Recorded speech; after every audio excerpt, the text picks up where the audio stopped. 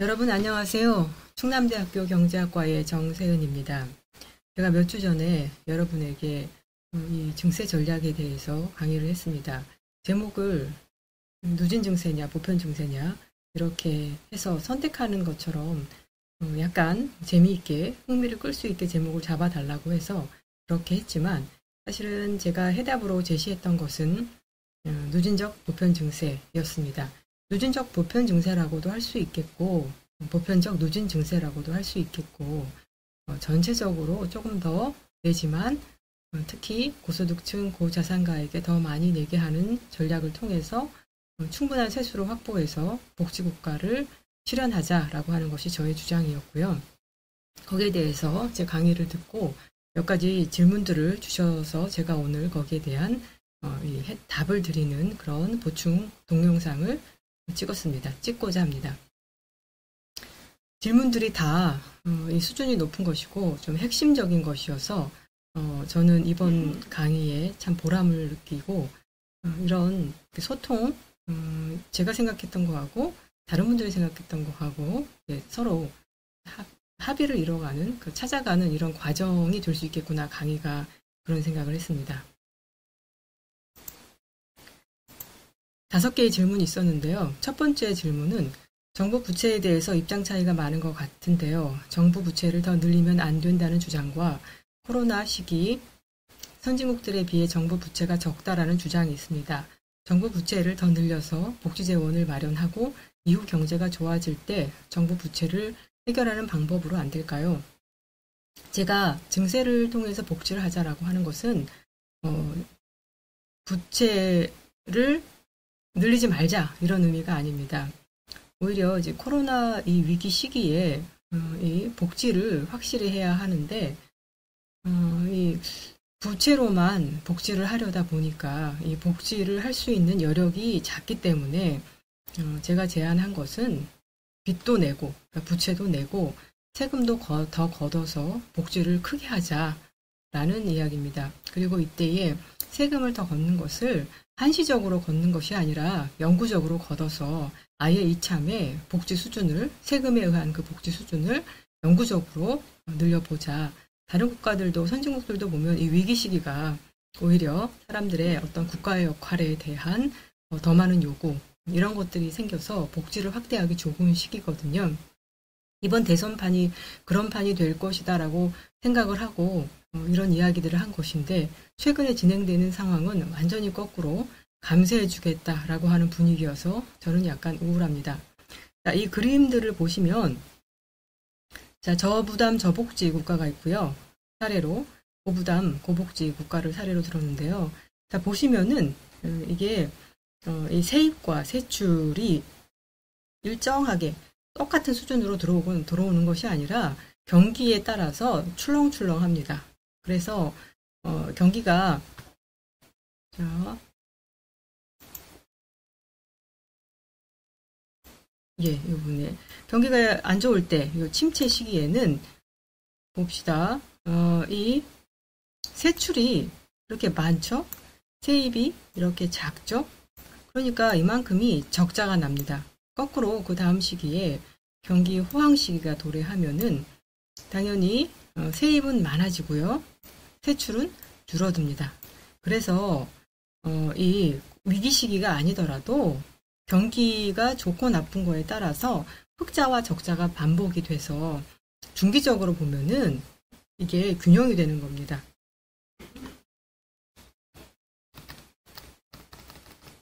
자, 코로나 시기가 오면은 어떻게 되냐면은 이게 바로 이제 코로나 시기인데요. 세입은 더 많이 줄 수밖에 없죠. 일반적인 보통의 침체 시기보다. 그리고 세출은 특히 정부가 특별한 복지, 한시적인 복지 대책을 예를 들어 자영업자, 소상공인, 손실보상이라던가 뭐 이런 것들을 한시적인 복지 대책을 더 쓰게 되면 더 늘어나게 됩니다. 그래서 이 시기에 일반적인 경기 침체기보다 더 많이 빚이 늘어나게 되는데 그러나 이 코로나 위기 같은 이 심각한 위기 시기에 얼마나 복지를 할 수 있는가는 평소에 얼마나 세금을 걷어서 복지를 해왔는가에 의해서 크게 좌우가 됩니다. 그 옆에 고부담, 고복지 국가, 아니면 우리에 비교해서 중부담, 중복지 국가 같은 경우에는 비슷한 모양이지만 이 수준이 높죠. 복지를 많이 하니까 세금도 많이 걷어야 돼서. 그런데 이런 국가는 출렁출렁할 때 출렁출렁하는 그 규모도 큽니다. 복지가 많다 보면 이 경기 침체일 때 좀 더 많이 나가고, 그다음에 세금도 더 많이 걷어야 되는데 경기 침체 때는 들어오는 게 더 많이 줄기 때문에 이 고부담, 고복지 혹은 중부담, 중복지 국가들이 출렁출렁하는 것이 더 큽니다. 그러나 어쨌든 그 경우에도 마찬가지로 경기 상황에 따라서 흑자와 적자가 반복이 되는 거죠. 이게 바로 이 복지가 평소에 높았던 국가들이 심각한 위기가 오게 되면 더 많이 그 진폭이 늘어납니다. 그러니까 더 많이 빚을 지게 되는 셈이죠. 그래서 다른 나라들 같은 경우에 우리가 이번에 코로나 위기 때 그 OECD 국가들을 막 비교해서 보면은 우리나라가 재정 적자가 그 전에 비해서 늘었지만 다른 국가에 비해서는 작다. 이건 어디서 오는 거냐면은 평소에 복지를 수준이 높은 나라들은 많이 걷어서 많이 주기 때문에 출렁출렁하는 정도. 출렁출렁한다라는 게 경기가 좋을 때는 흑자, 경기가 나쁠 때는 적자 이런 것인데 특히 코로나 위기 때에는 복지 국가들이 적자가 많을 수밖에 없습니다. 제가 주장한 것은 우리 진보 세력이 당연히 이 지향해야 할 그런 것은 이 저부담 저복지 국가에서 이 중부담 중복지 국가 최소한 이런 것으로는 가야 된다라고 하는 것이 저의 주장이고, 그렇게 되면 어떻게 되냐면은 이 세출 수준을 비교해 보면은 많이 늘어납니다. 세입 수준을 비교해 보면은 늘어나긴 하지만 세출 수준이 늘어나는 거에 비해서는 덜 늘어나겠죠. 그래서 지금 이 코로나 위기 시기에 제가 증세를 하자라고 하는 것은 돈도 좀 더 걷지만 또 부채도 더 많이 해서 복지를 확실히 올려놓자. 당연히 빚이 많이 늘어나고 이것은 나중에 증세를 한다고 해서 빚이 안 늘어나는 것이 아닙니다. 증세하는 것보다 더 복지를 할 것이기 때문에 빚이 늘어납니다. 이것은 당연히 그 이후에 경기가 좋아지면 갚게 될 것이고 그런 의미입니다. 여기서 한 가지 증세를 한다라고 했을 때에 어려운 사람들한테까지 다 돈을 걷는다 이런 이야기는 아닙니다. 특히 소득세라고 하는 것이 누진 구조로 되어 있어서 그리고 많은 사람들이 어떤 면세점이 있어서 그 이하에 있는 사람들은 이 위쪽에 세율을 올리든지 안 올리든지 상관없이 어차피 세금을 안 내는 것이고, 그리고 이 위에 세율 체계를 올린다고 해서 소득이 거기에 이르지 않는 사람들한테까지 다 세금을 걷는다는 것은 아니죠. 오히려 경기가 안 좋지만 돈을 많이 버는 사람들도 여전히 있습니다.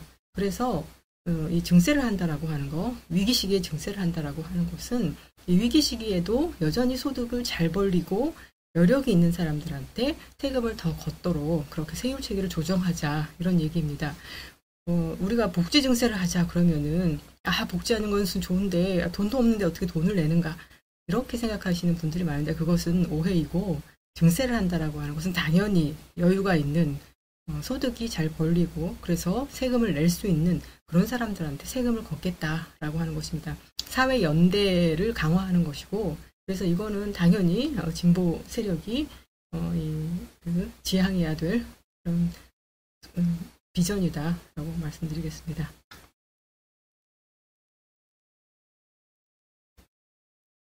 자, 아이고 어렵네요.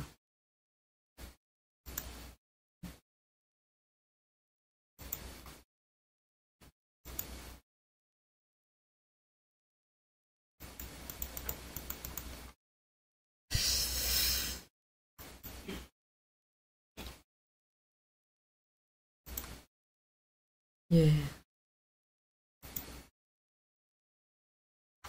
자, 이 그림을 보시면은 복지가 우리가 약한 만큼 조세 부담률이 약합니다.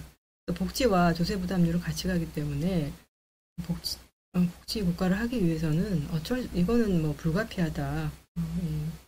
조세를 올리는 증세를 하는 것은. 그래서 증세를 회피할 것이 아니라 잘해야 한다. 어떤 증세 전략이 맞을 것인가를 같이 고민해야 된다. 그런 말씀을 드리겠습니다. 그 다음 질문이 전체 인구의 약 2%가 과세 대상인 종합부동산세 인상에 있어서도 저항이 많았는데 상위 30%에게 추가 세금을 내자고 하면 강한 저항에 부딪힐 수밖에 없을 것 같습니다. 증세에 대한 저항을 어떻게 설득할 수 있을까요? 종부세에 대한 이 저항이 있었는데요. 저는 이것이 언론의 왜곡과 정부의 자신 없는 대처 때문이었다고 생각을 합니다.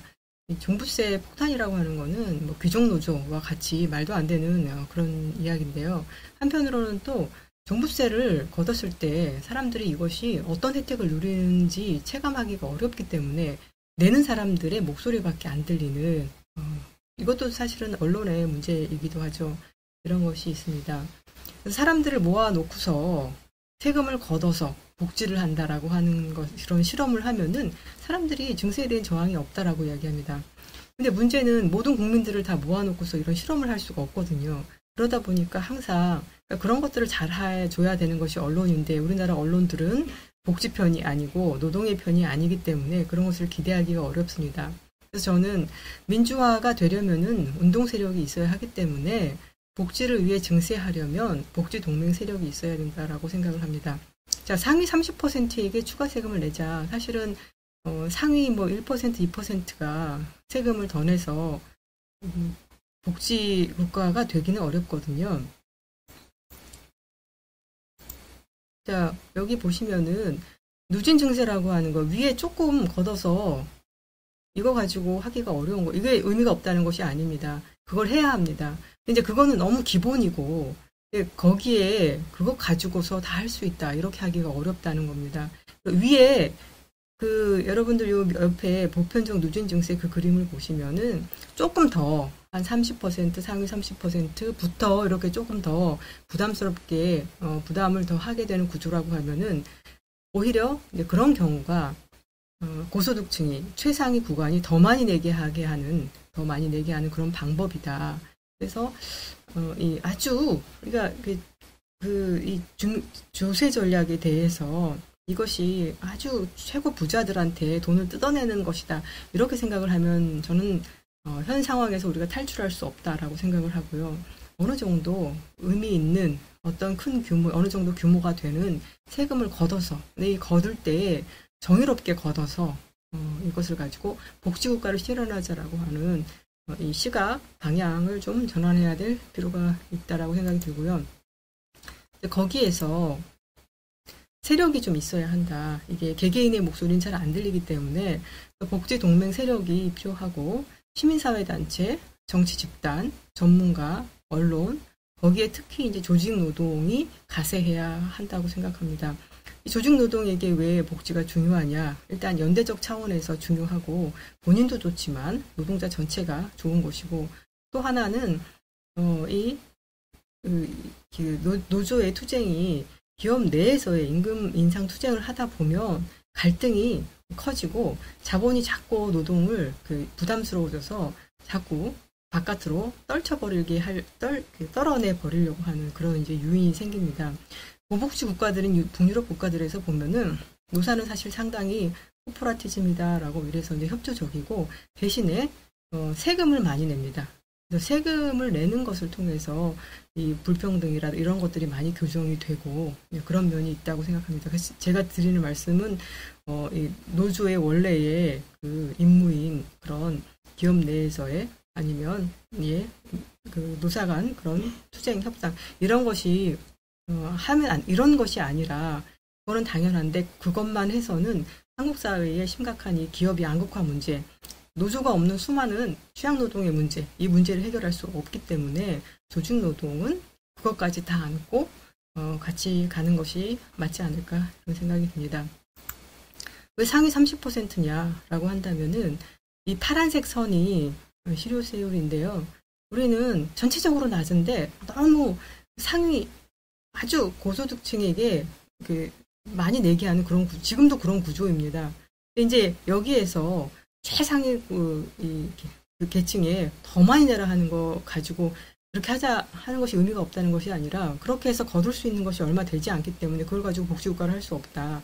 최소한 좀 이 라인이 이렇게 가파르게 올라가지는 않도록 그 전에 이렇게 스무스하게 올린다면 그 전만 더 내는 것이 아니라 이 밑단을 올리면 가장 윗단은 자동으로 올라가게 되어 있습니다. 왜냐하면 이 소득세 구간이나 아니면 다른 세금 자체가 다 누진세 구조로 되어 있기 때문에 누진세 구조라고 하는 것은 각 구간마다 일정 이 세율을 내는 것이잖아요. 그래서 그 아래 구간을 더 내게 하면은 이 위에 구간은 당연히 그 아래부터 더 많이 내게 되는 방식으로 누적이 되기 때문에 이 밑에 조금 더 밑에서부터 올리게 되면은 가장 위는 그 영향을 다 받게 되어 있습니다. 그래서 가장 높은 구간에 더 많이 내게 하기 위해서라도 약간 그 앞에서부터 서서히 이렇게 올려주는 것이 필요하다라고 말씀드릴 수 있겠습니다.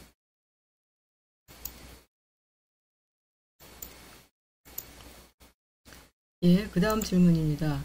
복지국가를 위해서 약 100조의 예산이 더 필요하다고 하셨는데 교수님이 예시로 제시한 소득세와 법인세를 추가로 더 거두면 20조, 25조인데 이외의 추가분에 대한 대책은 무엇입니까?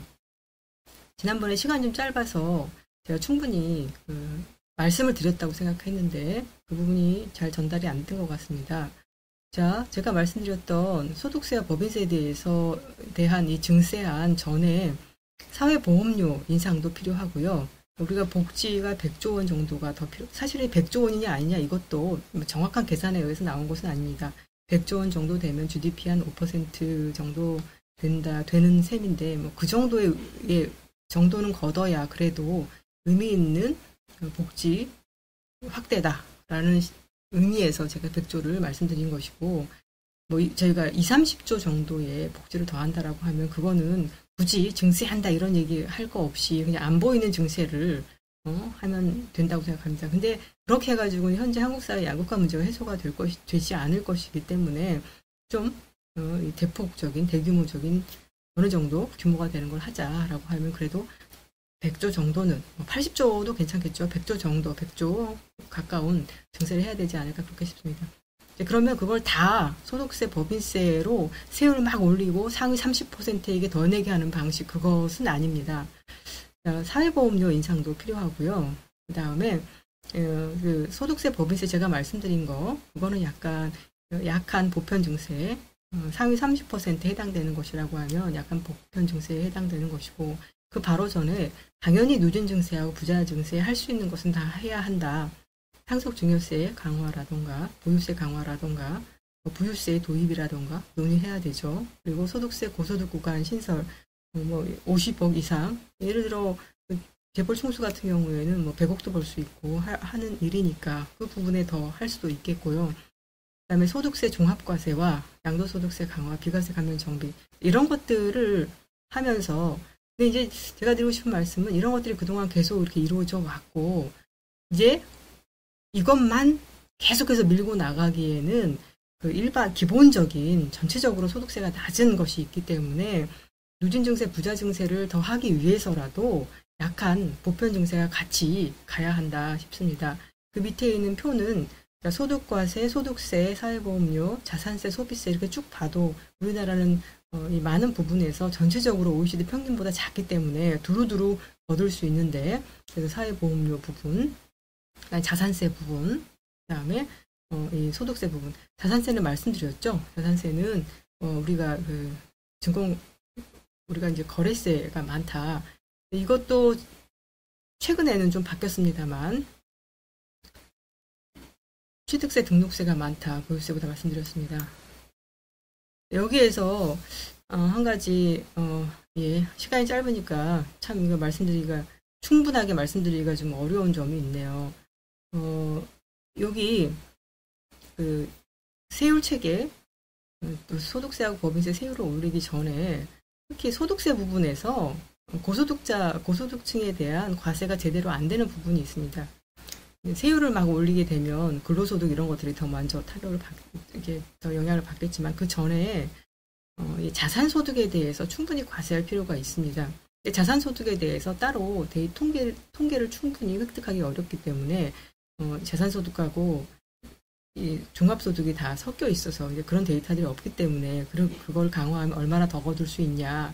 그 자산소득은 자산시장의 그 부침에 따라서도 영향을 받기 때문에 이 부분은 정확하게 계산을 해서 말씀을 드릴 수가 없었기 때문에 얘기를 안 한 것이고, 안 했지만 얼마를 거둘 수 있다 이 얘기를 안 한 것이 뿐이지 걷지 말자 이런 거 아닙니다. 이것은 충분히 지난 강의 시간에 말씀드렸듯이 좀 더 적극적으로 걷어져야 합니다. 이자소득, 배당소득, 그리고 특히 이제 양도소득, 뭐 금융투자소득, 이런 것들은, 요새는 임금이 높은 사람들이 자산도 많아요. 그래서 이 종합과세 해야 하고, 그리고 자산에 대해서 충분히 과세해야 합니다. 자, 뭐 제가 이렇게 말씀을 드려도 아직도 뭔가 좀 부족하다 이렇게 말씀을 생각하시는 분들이 있으실 텐데 이거 참 시간이 부족합니다. 다시 돌아와서 말씀을 드리면 제가 말씀드렸던 소득세, 법인세에 대해서 어떤 그 제한들 이런 것들을 그것만 하자라는 것이 아니라 그 이외에 당연히 우리가 진보 진영이라고 하면 어떤 합의가 있을 것이다. 저는 생각을 하고 있고 합의라고 하는 것은 당연히 사회보험료를 그거는 이제 뭐죠? 받는 이 혜택 대비해서 보험료도 인상해야 되는 것이고 그다음에 누진증세, 부자증세는 당연히 해야 되는 것이고 그러나 누진증세, 부자증세만으로는 복지국가 충분한 재원 마련하기 어렵고 지금 그것도 계속해서 진행되어 왔기 때문에 그것만 또 계속 밀고 나가기도 어려운 그런 힘든 상태가 되었다라고 생각합니다. 자, 네 번째 질문인데요. 복지 목적세에 대한 설명이 부족했던 것 같습니다. 세금을 걷는 방식, 대상, 예산 규모 등 복지 목적세에 대한 추가 설명을 부탁드립니다. 복지 목적세란 사회보험료 같은 경우에는 수입을 가지고 복지에 쓰기 때문에 목적이 들어가 있는 거죠. 그렇지만 사회보험료는 보험료를 낸 사람이 그 혜택을 받을 자격이 주어지기 때문에 세금이라고 하기는 어렵죠. 보험료라고 얘기하는 거죠. 복지 목적세라고 하는 것은 걷어서 복지에 쓰겠다라고 해서 복지라고 하는 것을 내세우면서 내는 사람하고 받는 사람이 다를 수가 있습니다. 그렇기 때문에 우리가 세금이다 이렇게 얘기를 하죠. 어떤 세원에 세금을 걷어서 그다음에 그것을 걷어서 어떻게 쓸지 그것은 설계하기 나름입니다. 지금 우리나라 조세 체계 중에도 목적세가 있습니다. 농어촌 특별세라고 하는 것인데 이거는 우루과이 라운드 타결에 따라서 농어촌의 경쟁력 강화를 위해서 투자 재원으로 사용하자라고 해서 걷고 있습니다. 이게 좀 여러 가지에 거쳐지고 있어요. 그 중에 하나가 증권거래세에도 거쳐지고 있고요. 한 4-5가지에 우리가 잘 모르지만 거쳐서 그걸 가지고 농어촌 경쟁력 향상을 위해서 쓰고 있습니다. 그게 한 해에 한 6조 정도 작지 않습니다. 그렇게 쓰고 있다. 목적세라고 하는 것은 충분히 그 역할을 할 수 있습니다. 다른 나라의 사례를 보면은 덴마크는 노동시장세라고 하는 것을 걷습니다. 임금 근로자하고 자영업자 소득의 8%면 되게 높은 거거든요. 이것을 걷어서 실업보험, 상병수당, 직업훈련 및 노동 관련된 다양한 복지에 사용한 겁니다. 그런데 여기서 보면은 임금 노동자하고 자영업자한테는 걷지만 그 기업의 이윤에는 걷지 않고 있습니다. 이거는 왜 그러냐? 이건 뭐냐면은 기업의 이윤은 이 개인의 소득이 아니고 결국에는 그 기업의 이윤은 다 배당으로 개인에게 다 소득으로 들어올 것이기 때문에 그리고 뭐 실업보험, 상병수당, 직업훈련 이런 것들은 개인의 노동력에 관한 것이기 때문에 아마 이렇게 설계한 것 같습니다. 프랑스에 일반 사회보장세라고 있는데 이것도 역시 모든 소득에 일괄적으로 부과를 하는데 그러다 보니까 이제 이런 차이는 있습니다. 프랑스 같은 경우에는 근로소득과 뭐 금융소득, 자본소득 이런 것들이 있는데 자본소득에 조금 더 강하게 과세를 해서 이제 그러면 이제 주식 부자나 이런 사람들 조금 더 자기가 가지고 있는 것에 비례해 봤을 때 조금 더 내게 되는 것이죠. 그렇게 다 모든 소득에 걷어서 여기 자산에 대해서는 안 걷고 자산으로부터 흘러나오는 소득, 근로소득, 소득에 대해서 걷어서 그걸 가지고 취약 노동자들의 사회보험료를 대신 내줍니다. 그러니까 걷을 때에는 두루두루 걷는데 쓸 때에는 이렇게 복지 쪽에 이렇게 쭉 몰아서 써주고 있는 것이죠. 그래서 복지 목적세는 여유가 있는 사람들한테 걷어서 이제 그거를 필요한 사람들한테 이렇게 쓰는 대신에 이럴 수 있죠. 나는 내는데 내가 그것을 받는 해당자가 아닐 수도 있어요. 그러나 연대 차원에서 그렇게 하는 것이고 세금을 낼 때 그것이 꼭 복지에 쓴다라고 하는 그런 믿음을 줄 수 있는 장치이기 때문에 이 국민들의 어떤 지지를 받기가 쉬울 수가 있습니다. 그래서 저는 국민들이 국가에 대한 신뢰가 우리나라 국민들이 워낙 낮기 때문에 그런 우려들이 있는 것 같습니다. 세금을 거두면 그걸 가지고 엄한 데 쓴다. 보도블로그 새로 깐다. 뭐 이렇게 생각을 하고 이상한 단체들한테 준다. 그래서 내가 복지를 한다라고 하면은 세금을 더 낼 용의가 있지만 믿을 수 없다. 이런 사람들이 좀 있거든요. 그래서 이제 그런 믿음을 주기 위해서 이제 이 단계에서 복지를 뭐 조금 더 하기 위해서 목적세까지 걷기는 어려울 수 있죠. 그렇지만 그래서 좀 대규모, 좀 의미 있는 수준의 진짜 안심하고 살 수 있는 뭘 도전하더라도 국가가 뒷받침해주는 그런 국가에 살기 위해서는 이번 이제 복지 목적세를 한번 제안해 볼 수 있겠다 이렇게 생각이 듭니다. 그래서 제가 제안했던 것이 약한 그 전에 뭐 사회보험료를 올린다 아니면 그 부자증세, 누진증세 그런 것들은 이제 다 하면 됩니다. 그런 것들은 현재 체계에서 조금씩 늘리는 거기 때문에 그걸 가지고서 새롭게 복지 목적세 한다라는 것은 어렵고 그거 말고 약한 보편증세 부분 사람들이 부담스럽다 느낄 수 있는 그런 부분에 대해서는 복지 목적세로 한번 도입을 해보자 라고 해서 소득세 법인세에 부과하는 목적세를 제안해 본 겁니다.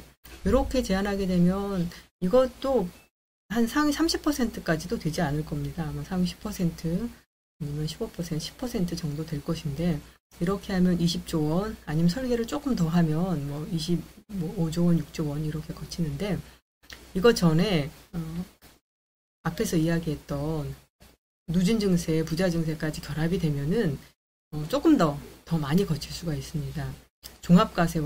종합과세화를 한다라고 하면 그동안 분리돼서 8천만 원, 2천만 원 따로 해서 약한 세율이 부과됐던 것을 합쳐서 종합과세를 하면은 누진세이기 때문에 합치면 세원이 훨씬 커지는 거거든요. 세원도 커지고 거기에 대해서 세율을 더 높여서 부과를 하게 되면 충분히 더 많이 얻을 수 있다. 걷는다라는 것에 부담을 느끼시면 안 됩니다.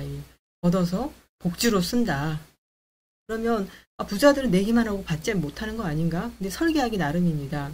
그 설계를 어디에 쓸 것인가를 잘하면 됩니다. 보편적인 설계를 하면 되는 것인데 제 생각에는 청년이라던가 아동이라던가 돌봄이라던가 이런 것들에 나눠서 쓰면 어떨까? 그럼 이게 전체적으로 다 보편적으로 혜택을 받게 되거든요.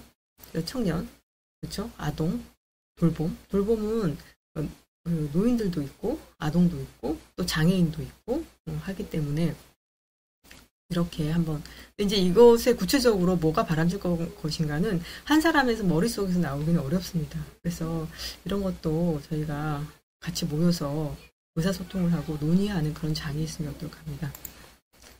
자, 이게 질문이 이게 마지막 질문인데요. 제가 5개의 질문을 받았는데 어디서 번호가 빠진 건지 시간이 없으므로 체크하기 어렵고 자 마지막 질문 부자증세에 대한 부분이 과소 추정되는 것 같습니다.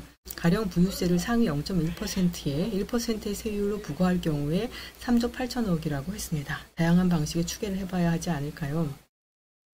자 부유세는 다양하게 설계할 수 있다고 하지만 그러나 보통은 이 부유세를 실시하는 국가들의 이 설계를 보면은 이 순자산을 과표로 하고 순자산을 과표로 한다라고 하는 거는 부동산 및 금융자산에서 가지고 있는 부채를 뺀 그 금액을 과표로 해서 그것이 이제 많을 경우에 일정 기준을 넘는 그 초과 부분에 대해서 몇 %로 세금을 부과할 수 있는 것인데요.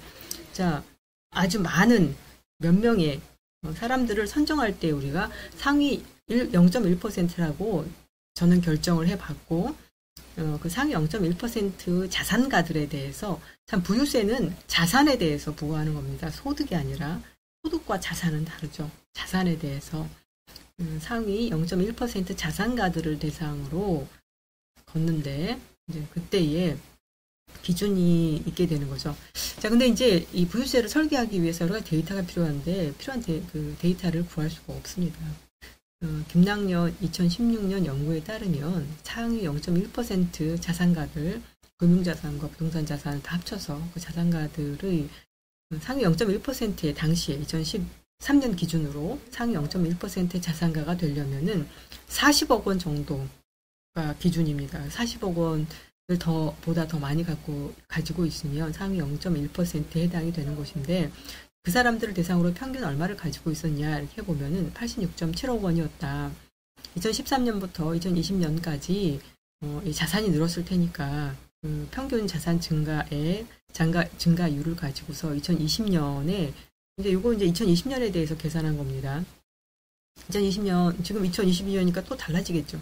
2020년 상위 0.1% 경기 자산액은 64억 원 정도 되고 평균 자산액은 140억 원 정도 됩니다. 이걸 기준으로 해서 65억 원 이상자에 대해서 65억 초과 자산에 대해서 금융자산이든 부동산 자산이든 세율 1%로 과세하는 부유세를 신설할 것을 한번 생각을 해봤고요. 그랬을 때에 한 3조 됩니다. 정확하지 않은 계산이고 대충 이거보다 더 많은 5조 될 수도 있겠고 그쵸? 6조 될 수도 있겠고, 그리고 예를 들어 이제 65억이 아니라 50억을 기준으로 한다.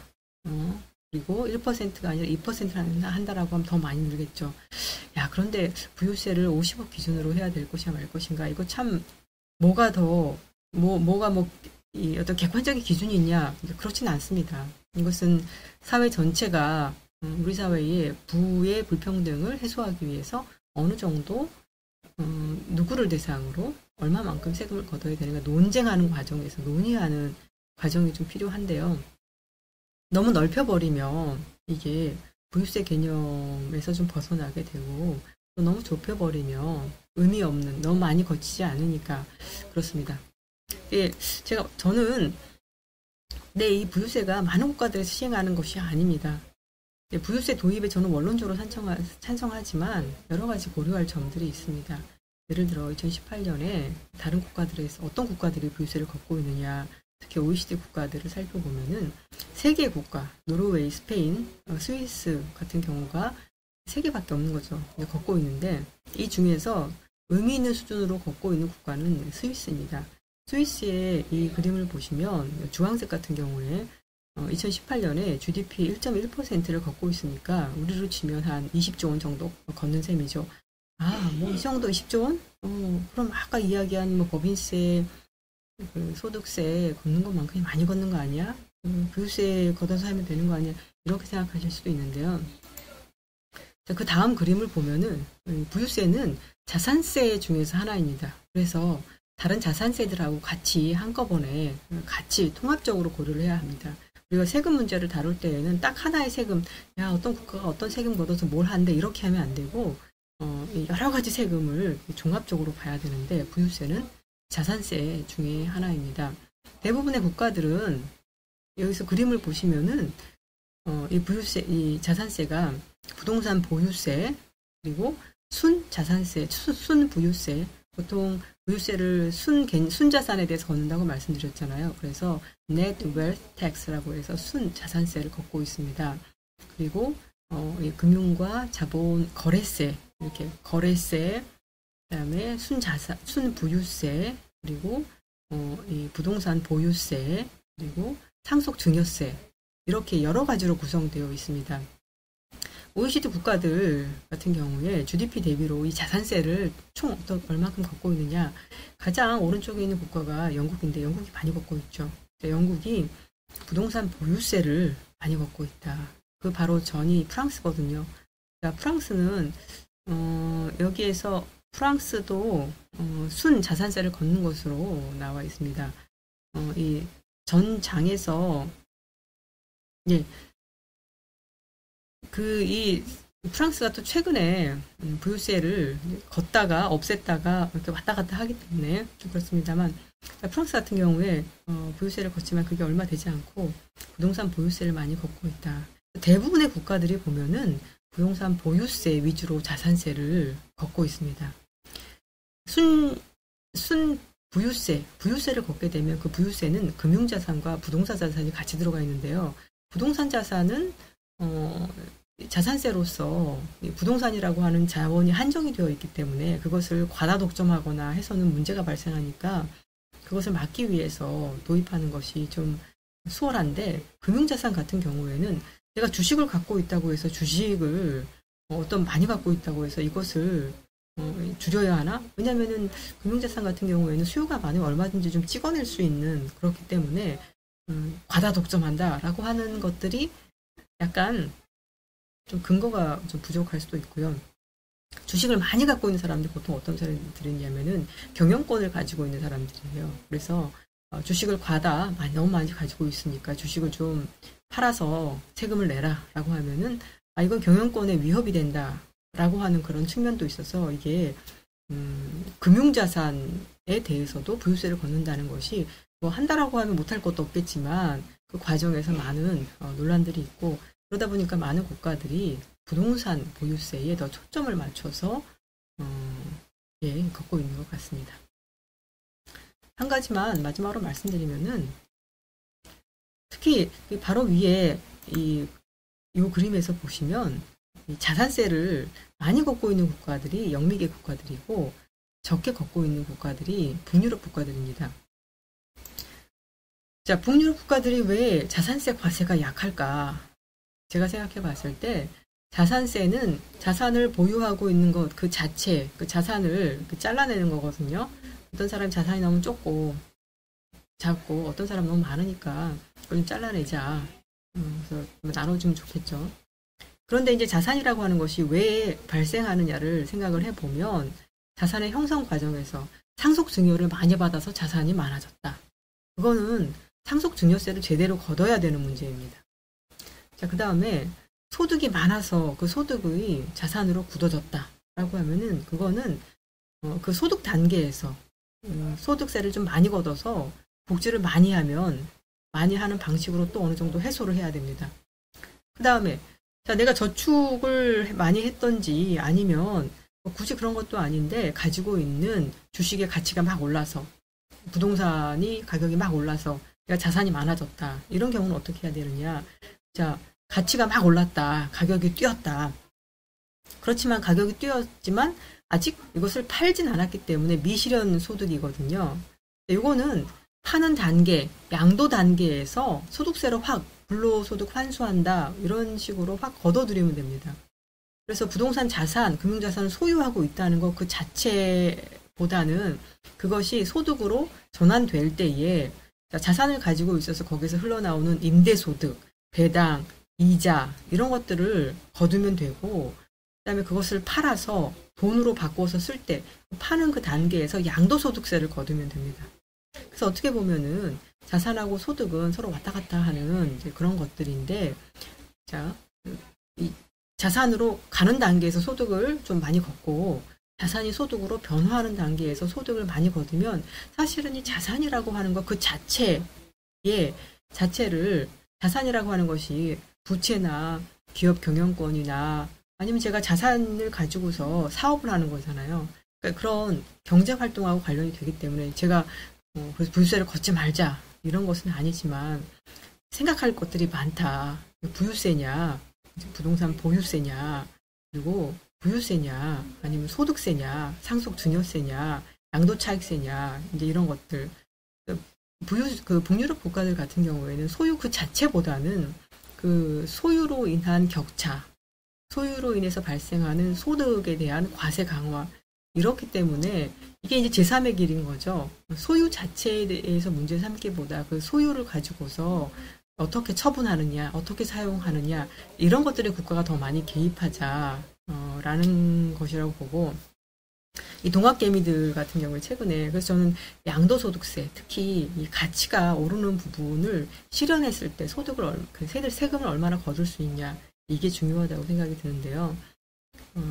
동학개미들 같은 경우에 내가 우리나라 주가를 지켜줬는데 좀 수익은 좀 보장해줘라, 이제 이런 얘기가 있습니다만, 우리가 동학개미와 비동학개미로 구별을 할 수가 없는 거죠. 그래서 동학개미의 수익을 보장해주기 위해서 다 그 주식 양도 차익을 과세하지 않겠다. 사실 윤석열 후보가 지금 부동산, 아니 주식 양도 차익을 과세 안 하겠다. 뭐 부동산에 대해서도 뭐 다 이렇게 양도 차익을 과세 안 하겠다. 그 이익은 개미들보다는 주식 부자들이 훨씬 더 누리게 되어 있습니다.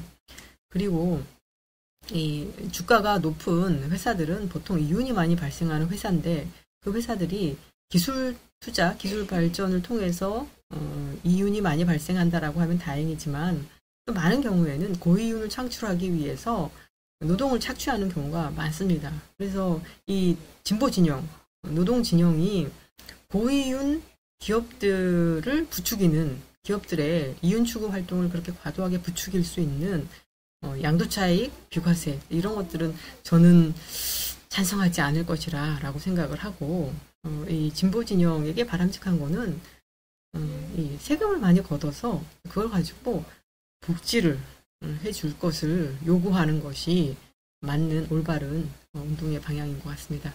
자, 여기까지 말씀드리겠습니다.